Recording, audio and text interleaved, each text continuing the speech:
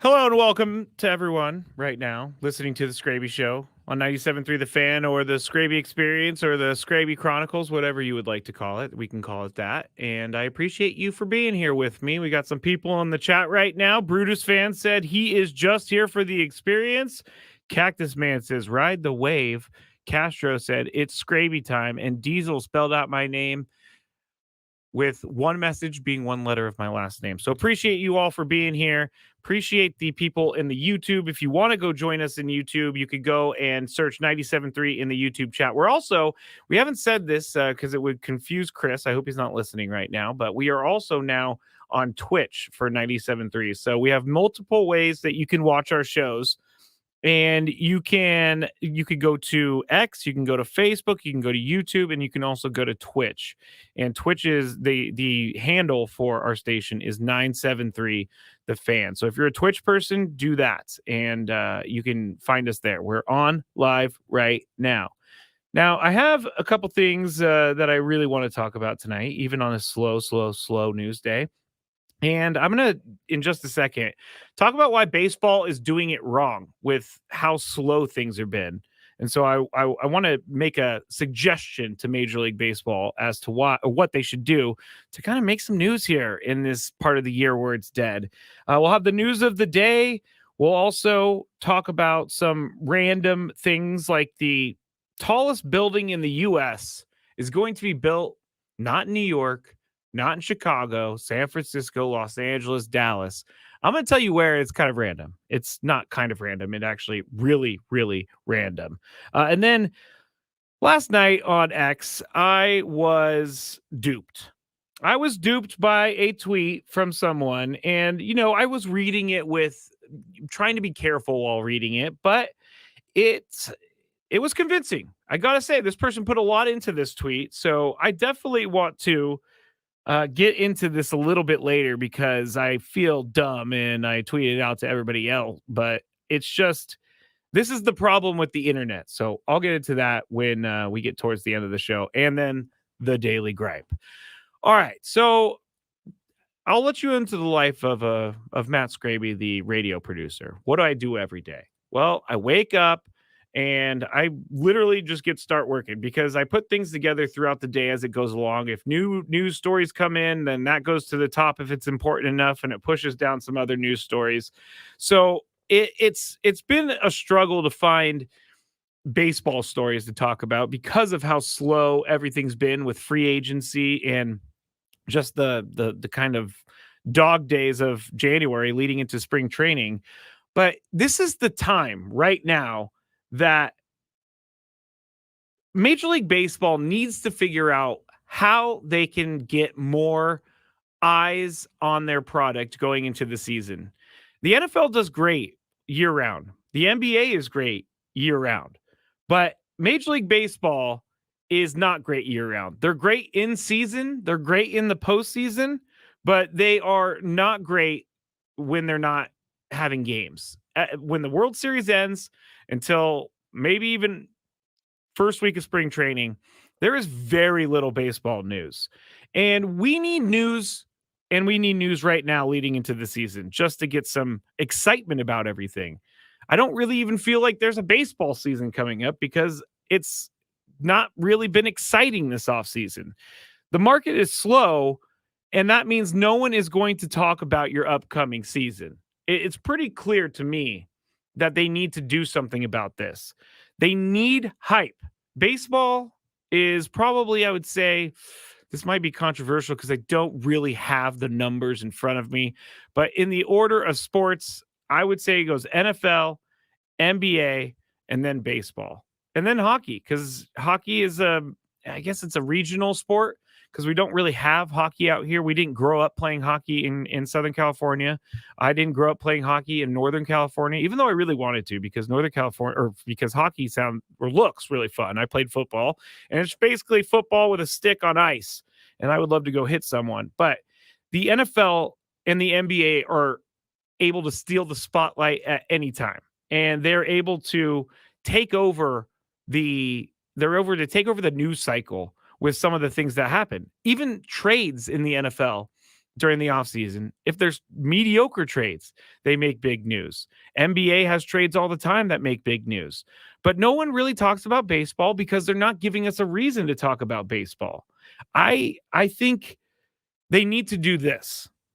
Major League Baseball needs to come up with a signing period. And the reason that they do, they need to force these teams into taking action and making moves.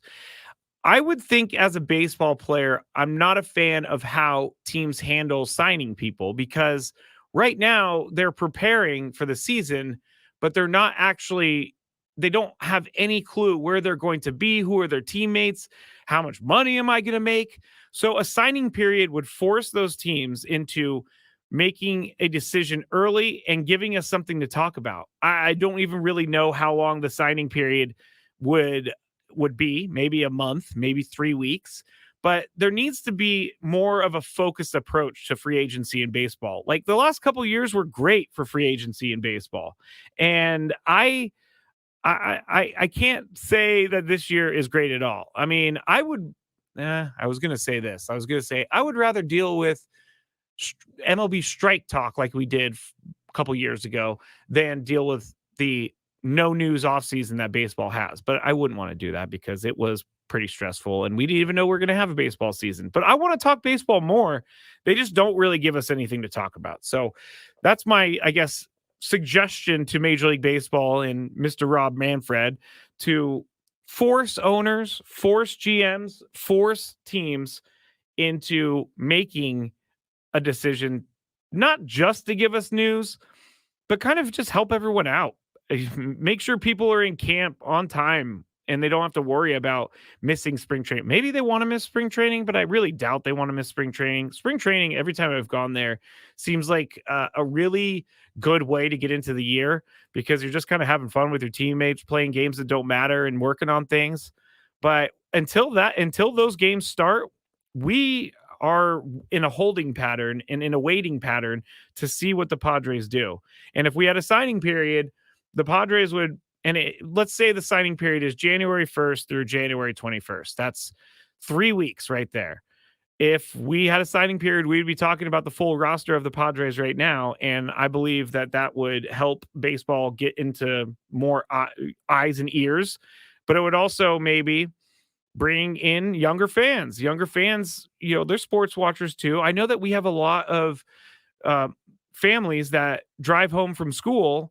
The parents go pick them up and they drive home from school and they listen to Gwen and Chris. And so I know that there are young sports fans out there, and young sports fans need to be introduced to this stuff early. So if you have something that forces you into making a decision, I think that will benefit everybody a lot. I don't know how much of this is because I am trying desperately to find Padres news, but it's mostly because I think that it would be better instead of just waiting around and all of a sudden a bunch of guys sign on the last day. And also, I think this is more of an unproven theory, but I think that owners want to play that the game of chicken, where I'm not going to blink. Are you going to blink? And, owners kind of hold that power in the way of they're the ones who have the money. So a player ultimately will most likely have to just grin and bear it if they get to a point in the offseason where they don't have a team, but they need a team. Like, I'm just going to use Blake Snell, for example. I mean, he's doing fine financially. I'm sure of that. But he would, I'm sure, love to know where he's going to play next year. And I think that the owners are trying to maybe counteract a little bit of what is happening with the free agent market, where guys are making a lot of money, even if they're not that great. So this would ensure that owners aren't able to kind of just sit there and stare at the free agents and say, are you going to blink first? Basically. All right. That's enough of the suggestions to Major League Baseball. They're not going to take me up on it. So I guess I just wasted a bunch of time talking about it if they're not going to take me up on it. But maybe if you're out there on the chat or listening, you could tell Major League Baseball you want a signing period. So there you go. It's time to get caught up on the latest with the news of the day. All right. So we got some more music on the show. Got some more Sounders on the show. But the news of the day is slow, as I've been saying. And I hope you know I'm not complaining. I'm definitely not complaining about news being slow because I love doing this job. I love interacting with everyone. But sometimes it's better to have something to talk about than nothing to talk about. So we're going to start with Raheem Morris being the leader or being the head coach hired by the Atlanta Falcons. Bill Belichick, we're going to get to him in story number 3. But Bill Belichick is out of the running, obviously, because they did hire Raheem Morris. He comes from the LA Rams. Jalen Ramsey had some really nice things to say about him on X. And I think he's a good coach. I think this is a really good move for the Falcons. I know my boss Adam is a little hesitant about it because he wanted Jim Harbaugh. Jim Harbaugh obviously is now with the Chargers. I think that Raheem Morris will bring a certain I always say, because this will be his second time as a head coach. And I think that coaches get better in their second time, especially if they take a step back from the head coaching position and they end up working as a coordinator or kind of getting their feet back under them. And Raheem Morris is a guy who did that. He went back to being a coordinator after he left the Bucs, and now he has a head coaching job, and a lot of great things have been said about him. And I think the second go around is much better for these coaches because they know what to expect, and they already have dealt with situations before. And so they're able to handle the pressures of the job a little bit more and able to handle all of what goes into being a head coach. Head coach is not just head coach, for lack of a better phrase. It is, you're the manager of the offense, you're the manager of the defense, you're the manager of the special teams, you're a manager of the roster, and you're a manager of the timeouts, you're a manager of the challenges, you're a manager of the play calling, everything. And it's a hectic job. I know my brain would probably be swimming all the time if I was a head coach in the NFL. You know, at one point when I was little, I really wanted to be either a pro football player or a head coach, but neither of those came about. And so now I'm on the radio just talking. But that's the number one news story of the day is Raheem Morris. And the reason I put that number one is because it is an actual sports story. Here is sports story or news story number 2. And it's the Padres giveaways were announced. We're actually going to go through a little bit more in the next segment because I have seen all of these things and they are great. And if you haven't seen them yet, I'm going to put some of them on the stream because I have them right next to me. So we'll go through that. But giveaway day is one of my favorite days of the year. It's one of those things that is something I probably shouldn't look forward to as much as I do. But I love the giveaways. I've been collecting them over the years, starting when I started working here in 2018. So I have a bunch of the giveaways, and I'm going to make a cool thing out of it one day. But there are a ton of giveaways, and I will tell you which giveaway 97.3 The Fan is going to give away and what day it will be for this season. And it's pretty cool. I'll tell you the item as well. But there's a lot of good stuff on here. So if you haven't heard about the giveaways yet, I'll go over that for you. And you can plan out which games you want to go to. I know that there was a couple people that told me today they like the giveaway schedule because then they can plan out which games they want to go to and buy tickets for those games. And I think that's a great idea, especially if you have kids, especially if you are someone who likes to collect things. It just gives you something to look forward to during the off season. And that was it for number 2. We'll get into that in just a little bit. Number 3 is about Bill Belichick, but here's a tweet from Ian Rappaport. He said, the Falcons were the only team to interview legendary coach Bill Belichick, and there are no known scheduled interviews. Potentially, Belichick could sit out the year and await an opportunity in 2025. Now, on the face of this, I think this tells me a lot because Bill Belichick is considered one of the best coaches of all time. Maybe the best coach of all time. But Bill Belichick also, the last few years, has shown that there is some, maybe there is something to Tom Brady was the reason he won championships. His teams have not been good since Tom Brady left. And he keeps bringing in guys that he has had in the past on his coaching staff, but they are not necessarily the best coaches. And I think this, I'm not going to predict this because I I kind of think I'm going to be wrong, but I wouldn't be surprised if we never see Bill Belichick coach again. Why would he want to coach again? That is a stressful lifestyle, and he did it for 24 straight years with the Patriots. And I think this is a sign that no one else wanted to interview him, is that maybe his way of doing things is not working anymore. The Patriot way was something we talked about a lot when the Patriots were at the top of everything. But the Patriot way over the years has been leaked, and some of the things that you're expected to be and do. And I think you have to evolve along with the times. And Bill Belichick hasn't been evolving. And there's also rumors that he butted heads with scouts. He wanted there was scouts that wanted AJ Brown or Deebo Samuel in the draft for the Patriots years ago, and he wanted N'Keal Harry from Arizona State. And N'Keal Harry is, I don't even believe, on the Patriots anymore. So these decisions that he's making are not working out, and the teams that he is building are not as good as the teams that he built when he was with the Super Bowl. And that's besides Tom Brady. He built some really, really great teams. And so I don't doubt that he knows how to evaluate talent. And I don't doubt that he knows how to bring in the right guys. But what I do doubt is that it works now. And his talent evaluation now is the way it was 20 years ago when he started the run with the Patriots.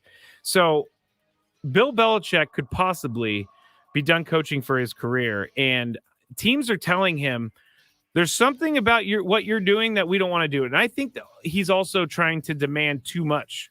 Maybe he's coming in saying, I want to be the full GM. I want to have all of the decision making. And they already have a GM with the Falcons. So what would that guy do? And then there would be butting heads between the GM. I believe his name's Terry Fontenot.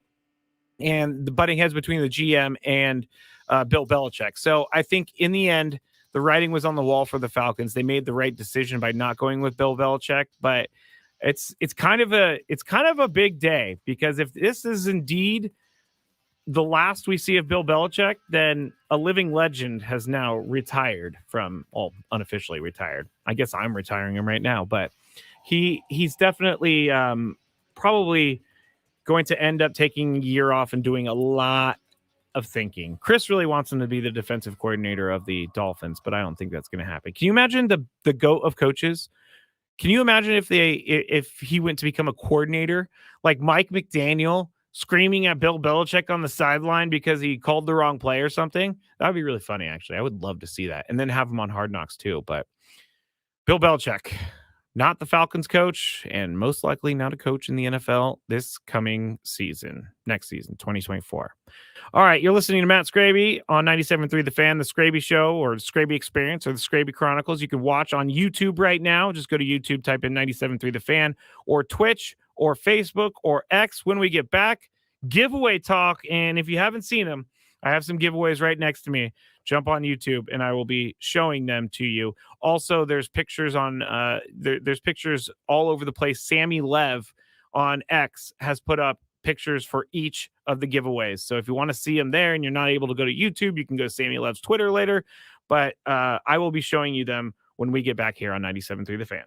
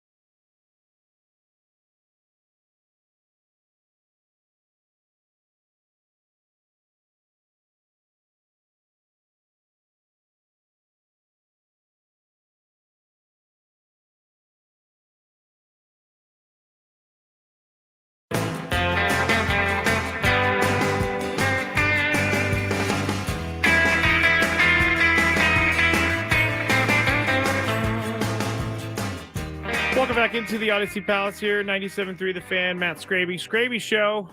If you would like to see what I look like right now, YouTube, 97.3 The Fan, because it's me in a poncho, and it's the 97.3 The Fan poncho that's going to be given away on April 2nd at the Padres game against the St. Louis Cardinals, 6:40 p.m. That's a Tuesday.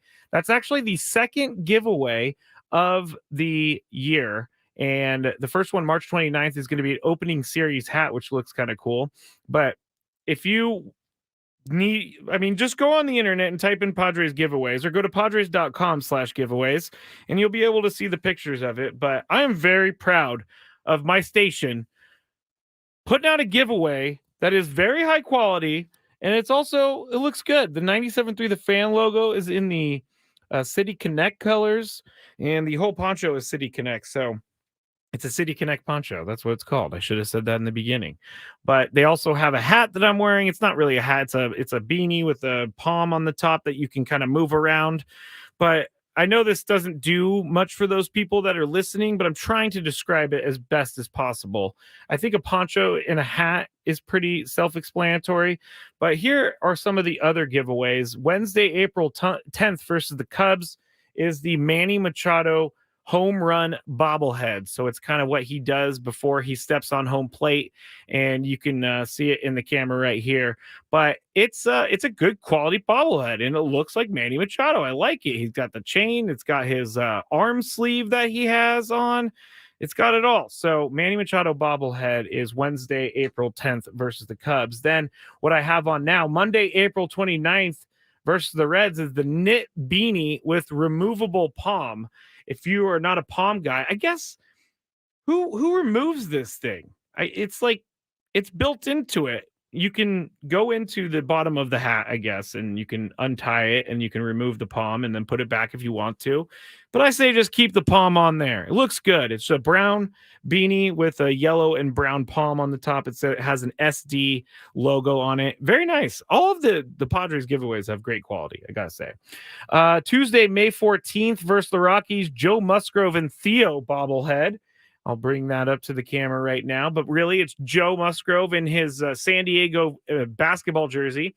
He's also with his dog, Theo. He's got his bucket hat on from last year. He's got his coffee cup in his hand. He's walking Theo. Now, I didn't know this, but Joe Musgrove apparently adopted Theo and rescued Theo. So I think that's awesome. Joe Musgrove and I have something in common. We both rescued a dog, and I love that idea that going and picking up rescuing a dog or adopting a dog. But Joe Musgrove's bobblehead is right here, and the dog's head bobbles too. Dog's head bobbles too. All right. There's some other ones that I don't have in front of me, but like the City Connect belt bag, May 28th. I think that one's going to be a hit. I think it was last year, actually. A lot of people like that one. Xander Bogaerts has a bobblehead on June 6th, and it's him doing the X when he is standing on first, or I'm assuming second base. They're actually going to be giving away the Joe Musgrove jersey on June 11th. So that I have a feeling that one's going to be a really popular one. June 20th, a 619 Aloha shirt. It looks pretty cool right there. That's Thursday against the Brewers. Now, a kids giveaway, June 23rd, a rookie plush pillow presented by Petco. It looks cool. It's like this little, I guess it's like a animal. I don't know what kind of animal it is, but it looks like an egg. And on the bottom half of the egg is a Padres jersey, and it's wearing a bow tie. And on the top half, it's like it's an animal of some sort, maybe a dog. I'm not real sure, but it's cute, and it looks like it would be fun. So if you have kids, the first 8,000 kids age 14 and younger can receive this on June 23rd. Then I'm going to come back to that one. July 10th is a 84 throwback hat. August 12th is a Gwynn Henley jersey. It's in honor of the 25th anniversary of Tony Gwynn's 3,000th career hit. The first 40,000 fans will receive that jersey. Then you have a Manny Machado collectible pin on August 20th. This one is very cool. The Tatis Jr. City Connect bucket hat is all pink and City Connect colors, but Thursday, August 22nd, you have a Padres tin lunchbox for kids. 8,000 kids, 14 and younger get that. That's kind of cool. Here's another one I think will be very popular. September 4th, the City Connect hoodie, and it's basically what it sounds like. It's got on the left arm, it's got the teal or mint, and on the right arm, it's got the pink. And then finally, the last giveaway, Wednesday, September 18th, versus the Astros, Tatis Jr. Platinum Glove bobblehead. So it has him jumping over the wall, making the catch that he did towards the end of the year. And I think if you're a Padres fan, all of us know that. Now, here is the one that has caused controversy, and it's Tuesday, June 25th against the Nationals. It's Ha-Seong Kim's bobblehead day. Now, I have the other bobbleheads here, except for the Xander, but I don't think he's going anywhere. The problem with this bobblehead, and Tony and Chris wouldn't entertain my thoughts whatsoever, but the problem with this bobblehead is that Ha-Seong Kim, his weren't in production. There wasn't actually a bobblehead when they showed this. So people think they're not making the bobbleheads because what if they trade him? And B, the June 25th date is before the trade deadline. So maybe they'll keep him until June 25th and then they'll trade him at the trade deadline so they can give away the bobblehead and still do that giveaway.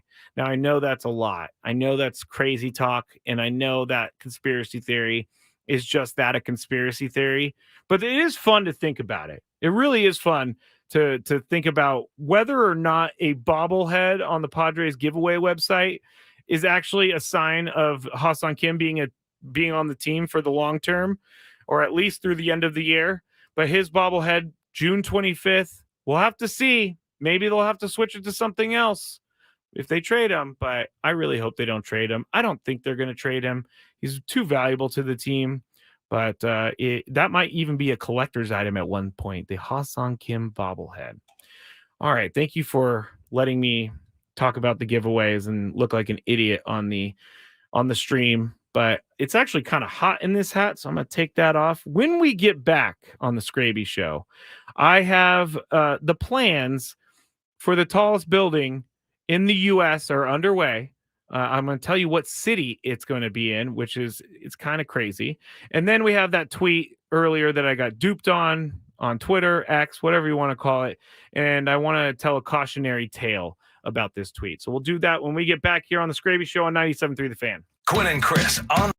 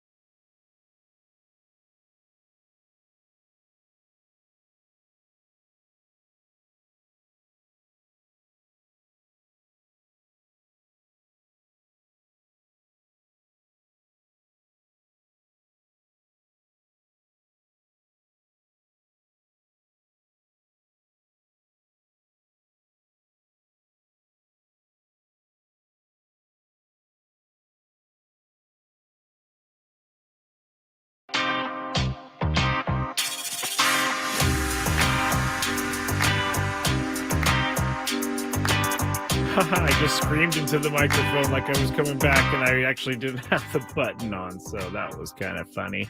I said, well, we asked for news. We get news in the baseball world. It just happened, or at least the reports of it are just happening. And I saw this floating around in the chat, but I wasn't quite sure exactly what was happening. Maybe I was reading it wrong, so I wanted to wait. But according to MLB.com, and this is, let me just say, this is not a huge signing or anything like that, but it does involve the National League West, and it does involve a player that the Padres and Padres fans are very familiar with. But the Arizona Diamondbacks have agreed reportedly to a 1-year deal with free agent Jock Peterson that includes a mutual option for 2025 per a baseball source. This article on MLB.com, which is on the Diamondbacks website, is it? Yes, it's on the Diamondbacks website. It says the club has not commented or confirmed the deal, but it seems like it's going to be done. I'm going to be curious to see what Jock Peterson is going to make, because I know that we had brought up Jock Peterson at one point as an outfielder or a DH, and we didn't think he was gonna be too expensive. So I'm going to Spotrac right now, which is Spotrac, the website that has all the contract information. But his market value, Jock Peterson, for 1 year would be $15.8 million. Now, that's not a lot, but I don't think Jock Peterson is really worth the $15.8 million at this point in his career. He's played for 9 years now. He's had good moments, and he's had some really good moments against the Padres. So that would be a nice reason to get him on the team, is that he wouldn't terrorize the Padres anymore. But Jock Peterson reportedly going to be playing with the Arizona Diamondbacks in 2024 and 2025. All right, I'm Matt Skraby. Forgot to say that. This is the Skraby Show on 97.3 The Fan. I want to go through some of the chats that I have read so far during the show, and we're going to go with Taps first. Taps says, is it Taps or Tops? I think it's Taps. I think MLB's bigger issue, we were talking about how there's no news around the league. MLB's bigger issue is the lowering of attention spans. Baseball is like reading a book. The NFL is like reading a tweet. That's a really, really interesting and smart way to break that down, because it is true. Baseball is like reading a book. It's not something that's going to give you instant gratification. It's not something where it's constantly moving. It's a slower game, and they did their best last year to speed it up. But this is a huge issue for baseball. There's no way really in my mind to keep speeding it up. I feel like it's already quick enough right now, because part of what I heard last year about the games being faster, I think by almost a half hour, the games were faster. But part of it was that people wanted to go to the ballpark and they wanted to just sit down, maybe eat a hot dog, maybe have some beers, and just enjoy their afternoon and enjoy their evening. But other people want baseball games to be 2 hours. And I definitely don't want 2-hour games. I like the feel of baseball. I think the game length is exactly where it needs to be right now. But to go back to the comment that MLB's bigger issue is lowering attention spans, that is definitely an issue. And I can tell you right now, my attention span has been lowered in the last few years. I've gone from being able to read a book to being able to read one page. And the NFL is just faster. It's just by nature of the game. It's just faster. Basketball is just faster. I guess the only slower sport really would be golf. And golf is very slow, but on TV, it's not that slow because you continue to going to see new golfers on the screen. Hockey's pretty quick. Soccer's really quick, except for sometimes there's not as much scoring, which I have a hard time with the 0-0 games or 0-0 games or 1-0 games, but it'll be okay. I'll be fine. The action on the pitch, I'm trying to get into soccer language. The action on the pitch is, I think, a lot quicker. There's more happening than in baseball on a pitch to pitch basis. So thanks, Taps, for that. Evan says, Skraby, I played hockey for 14 years, and SoCal is huge in SD. See, I didn't grow up in San Diego. I know that there was a hockey league at UTC at one point, but I was never able to go and participate in that hockey league, which I was, a little sad about later on in life. But at this point, I'm definitely not going to be playing hockey because I would probably die. My body would hurt. But I know hockey is big, but it's I'm not going to say it's a niche sport, but it's not as easy to play ice hockey here in San Diego as it is baseball, soccer, football, basketball, whatever. Let's go to our next one. Neil says, if the Pods trade Hassan Kim, we all revolt. And I have been feeling that from the chat. C20 says, I just lost the tweet. I'm sorry. Oh, I wanted to give a shout out to Nicholas. He says, Skraby Mafia. Hey, Skraby, give it a shout out. Nick in Mission Valley. Thank you for tuning in, Nick. Thank you for being a part of the show, Nick. I appreciate that. And I've also seen on the chat some names like Tommy Pham. Would you want Tommy Pham on your team? We've thrown that around here on our show. And Tommy Pham, say what you want to say about Tommy Pham. He has produced. And he was on a World Series team last year. He helped them get to the World Series. I know he might not necessarily be a fan favorite of Padres fans, and I can understand certain points of why. But Tommy Pham is a guy who can play the outfield right now, and a guy who will produce for you in a way that you need. Because right now the Padres only have two outfielders. They have Fernando Tatis Jr. They have Jose Azocar. I again said this last night. I have no worries that AJ Preller is going to show up to spring training without an outfield. Something is going to happen. Some sort of signing is going to happen. Some sort of trade is going to happen. But I really think it's the quality of that trade or the quality of that signing that's going to determine how we all feel about it. Because you can't just bring in someone who's not very good and expect it to be an everyday, expect that person to be an everyday guy. We kind of had that with Trent Grisham. Trent Grisham's a great defender. We don't have to talk about his accolades on the defensive side, but offensive side, you're going to need someone in the outfield that is hitting a little bit better than Trent Grisham. Michael A. Taylor is out there. We've talked about him before, and Michael A. Taylor is a good player. He hit over 20 home runs last year, but he hit 220. That's more than Trent Grisham was, but he's kind of a defensive specialist. And I was telling Adam earlier, like, hey, he's better at the plate than Trent Grisham. The only problem with him is that he's a righty, and Trent Grisham is a lefty. The team needs some more lefty bats. So I will say I say I'm nervous, but I'm actually joking. I'm not nervous because I have full confidence that the team will get things together. But what I will say is that I feel like it's going to be thrown together. Or maybe that's my fear. My fear is that the team is thrown together. And I know it doesn't work that way, but we're less than a month away from spring training, and there's still a lot of work to be done. But I have lots of faith in them getting it done. And it's going to happen soon.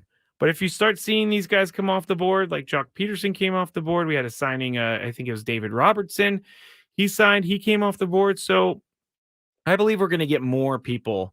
We're going to get more guys signed in Major League Baseball, and the team it's just going to start coming together as we get closer to spring training. So there you go on the outfield. Hope everybody is keeping as calm as I have during this whole thing, which is not really that calm at all. All right. I told you that there were plans for a new tallest building in the U.S., and it's underway. It's not in New York City, not in L.A., not in Phoenix. I don't know why I said Phoenix. Not in Philadelphia, not in San Francisco, not in Seattle. But this building is going to construct something called Boardwalk at Bricktown Tower, and it's going to be 1,907 feet high. It would be the highest building in the United States by a few hundred feet, but this is going to be in Oklahoma City. And if you go and look at these renderings of this thing, it looks like the most ridiculous thing, like one of the biggest buildings in the world in a town where they don't have buildings that are very tall. The picture of this is crazy. It's just going to stick out like a sore thumb. I don't understand how they're going to build this building 1,900 feet. The plans include 1,776 residential units, 2 Hyatt hotels, condos, and 110,000 square feet of commercial and community use space. The structure calls for 3 towers, each about 345 feet tall, and the 4th tower going all the way up to 1,907 feet, which is, in the article it said it's going to dominate Oklahoma City's otherwise unremarkable skyline, which is true. I don't understand what they're doing with this thing. It looks ridiculous in this picture. They're going to have to change all these different rules and zoning, but they're going to do it. They have plans for it. They're in the works for it. And I would like to see this actually go through, because I feel like there's going to be some hangups in there. And renderings look great and everything, but this rendering does not look great. This rendering looks like just a building in the middle of nowhere that's very tall. That was a great description. Javier says it looks like a skyscraper in Dubai. It does look like a skyscraper in Dubai, and it's going to be the only one even close to its size. So there you go. I saw that this morning. Thought that would be fun to talk about in the day with no sports. But really what I'm going to be coming to here, I'm going to do this quick, and then I'm going to get into my daily gripe. But I saw a tweet after the show last night, and it was a fear tweet. It was a scare tactic. So I did repost it, and I quote posted it. And it's from, I'm not even going to say who it's from, but this person's not a meteorologist, but they posted this whole long post about how California is about to get hit by something they've been dreading for a long time, a series of storms that will drop multiple feet of rain over a few weeks. They're not certain yet, but it is entirely possible that what is brewing in the Pacific right now heralds the beginning of the dreaded arc storm, which is atmospheric river 1000. Multiple feet of rain in a month, 100 inches of rain in some areas. It's a big deal. It's going to cause more damage to the state than a major 8.0 earthquake, according to this post. It's an event that happens every 150 to 200 years. I got to say, when I read this last night, I was like, man, I don't know if this is 100% true, but this is pretty crazy. I got to say, this is something I've never heard of. This is something I want to share with everyone. So I did. Come to find out that this person put up this whole thing, and it's not real. And this person is just putting it up there. And if you dig deep enough, I mean, the actual atmospheric stuff is real, but it's not brewing in the ocean right now. It's not anywhere close to hitting us right now. So what I want to say here is that it's gotten so bad to the point where you have to literally check replies. You have to check into this person to believe anything on the internet. So yes, I fell for it, but this whole thing looked good, I gotta say. I'm more mad at the person who posted this because it's all for clicks and it's all for engagement. And they got plenty of that, but they also got a lot of angry people as well. So you can go to my X account, Matt Skraby. I tweeted it last night, and it's about, I think I said, this is terrifying. And I got duped by this tweet, and I don't feel good about it. I definitely don't feel good about it. What's annoying Skraby today? Let's find out. It's time for the Daily Gripe. All right. The Daily Gripe today is something that is near and dear to my heart, because I have been thinking about all day how to phrase this. I have a friend across the country who works in radio, and we keep in touch every once in a while.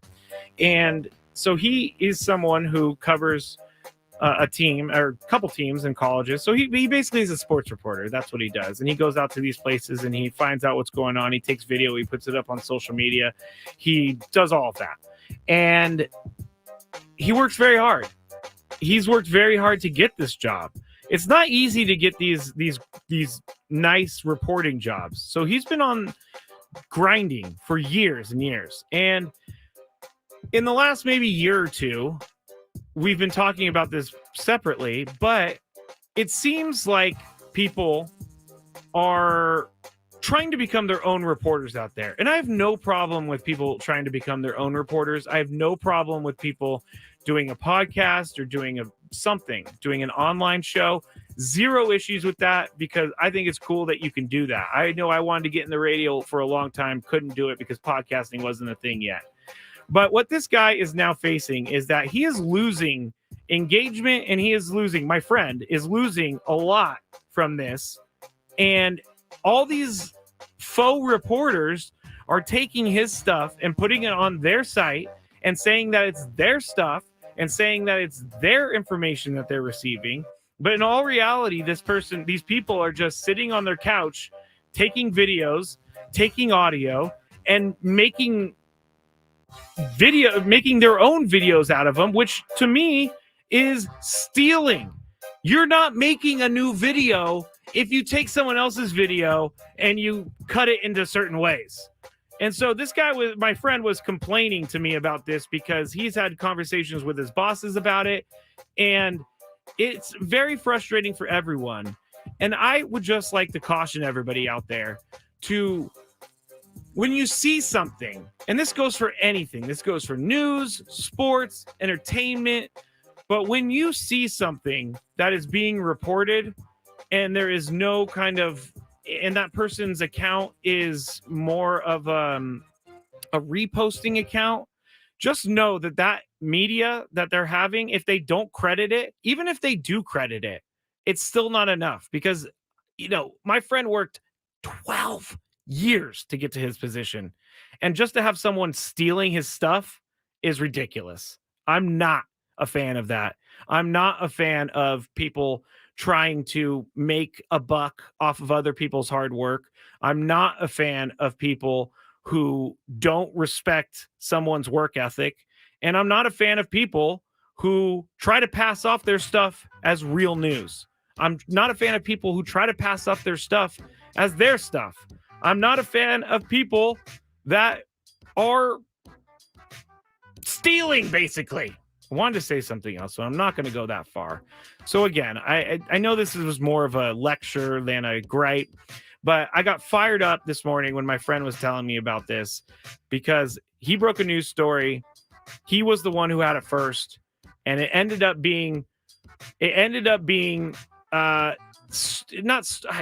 I'll just use the word stolen, but it ended up being stolen by someone else who does this in his market all the time. And that person's getting all the engagement, and that person's getting all the credit for this. And that is what bothers me, because he was the one who was there. He was the one who did the video. And yeah, not a fan of that whatsoever. All right, that's it. Sorry about the lecture. Thanks for being with me. Back tomorrow. Gwen and Chris and Skraby Show on 97.3 The Fan. Thank you. Conference Championship Sunday kicks off at 11 a.m. when Lamar Jackson and the Ravens host Patrick Mahomes and the Chiefs, followed by the Lions, looking to earn their first trip to the Super Bowl when the bell plays here on 97.3 The Fan. St. Mary's is a huge favorite out west. I'm Joe Ostrowski.